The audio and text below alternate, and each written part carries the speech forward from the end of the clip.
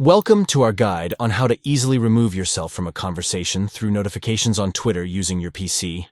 Let's walk through the steps to help you manage your interactions effectively. To begin, head to your home timeline and access the menu bar. Select Notifications and navigate to the Mentions tab to locate the post in which you're mentioned and wish to untag yourself. Once you've found the post, tap or click on the More icon to reveal additional options. From the menu that appears, choose Leave this conversation.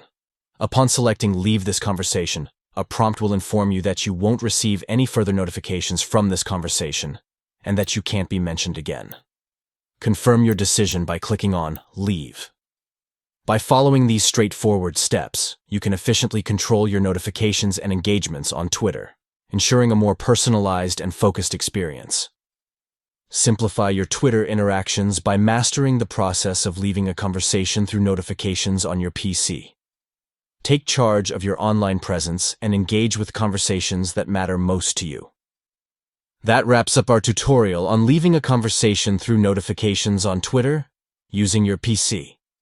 Implement these steps to optimize your Twitter experience and stay tuned for more valuable tips and tutorials.